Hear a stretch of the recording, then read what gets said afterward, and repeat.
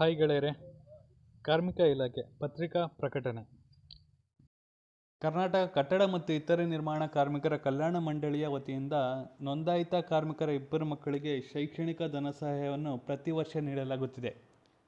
ಅದರಂತೆ 2023-24ನೇ ಸಾಲಿನಲ್ಲಿ ಅರ್ಹ ಕಟ್ಟಡ ಮತ್ತು ಇತರೆ ನಿರ್ಮಾಣ ಕಾರ್ಮಿಕರ ಮಕ್ಕಳ ವಿದ್ಯಾಭ್ಯಾಸಕ್ಕಾಗಿ ಶೈಕ್ಷಣಿಕ ಧನ ಸಹಾಯವನ್ನು ಪಡೆಯಲು ಎಲ್ಲ ಅರ್ಹ ಫಲಾನುಭವಿಗಳು ರಾಜ್ಯ ವಿದ್ಯಾರ್ಥಿ ವೇತನ ತಂತ್ರಾಂಶ ಅಂದರೆ SSP ದ ಮೂಲಕ ಅರ್ಜಿಯನ್ನು 31/5/2023-24ನೇ ಸಾಲಿನಲ್ಲಿ ಈಗಾಗಲೇ SSP ತಂತ್ರಾಂಶದಲ್ಲಿ ಅರ್ಜಿ ಸಲ್ಲಿಸಿರುವ ಫಲಾನುಭವಿಗಳು ಪುನಃ ಅರ್ಜಿಯನ್ನು ಸಲ್ಲಿಸುವ ಅವಶ್ಯಕತೆ ಇರುವುದಿಲ್ಲ. 2023-24ನೇ ಸಾಲಿನಲ್ಲಿ ಅರ್ಹ ಕಟ್ಟಡ ಮತ್ತು ಇತರೆ ನಿರ್ಮಾಣ ಕಾರ್ಮಿಕರ ಮಕ್ಕಳ ವಿದ್ಯಾಭ್ಯಾಸಕ್ಕಾಗಿ ಶೈಕ್ಷಣಿಕ ಧನ ಸಹಾಯವನ್ನು SSP ತಂತ್ರಾಂಶದ ಮೂಲಕ ನೀಡಲು ಅನುಕೂಲವಾಗುವಂತೆ ಮಂಡಳಿಯಲ್ಲಿ ನೋಂದಣಿಯಾಗಿರುವ ಎಲ್ಲ ಕಾರ್ಮಿಕರು ವೆಬ್ಸೈಟ್ ಲಿಂಕ್ https://kbocwb.karnataka.gov.in/ ಲಿಂಕನ್ನು ಉಪಯೋಗಿಸಿಕೊಂಡು ಮಂಡಳಿಯ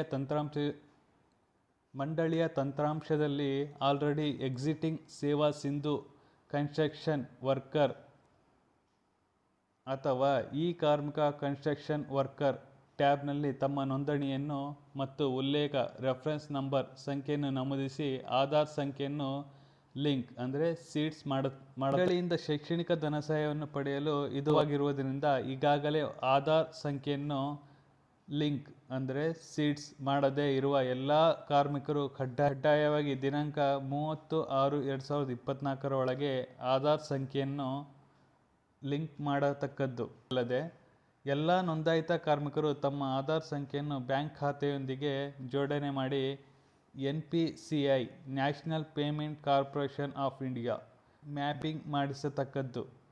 ಆಧಾರ್ ಸೀಡ್ ಹಾಗೂ NPCI ಮಾಡಿಸದೇ ಇರುವ ಕಾರ್ಮಿಕರಿಗೆ ಶೈಕ್ಷಣಿಕ ಧನ ಸಹಾಯ ನೀಡಲು ಸಾಧ್ಯವಾಗಿರುವುದಿಲ್ಲವಾದ್ದರಿಂದ ಕಡ್ಡಾಯವಾಗಿ ಸೀಡಿಂಗ್ ಮಾಡಿಸತಕ್ಕದ್ದು. ಹೆಚ್ಚಿನ ಮಾಹಿತಿಗಾಗಿ ಕಾರ್ಮಿಕ ಸಹಾಯವಾಣಿ 155-214ಕ್ಕೆ ಸಂಪರ್ಕಿಸಿ. ಧನ್ಯವಾದಗಳು.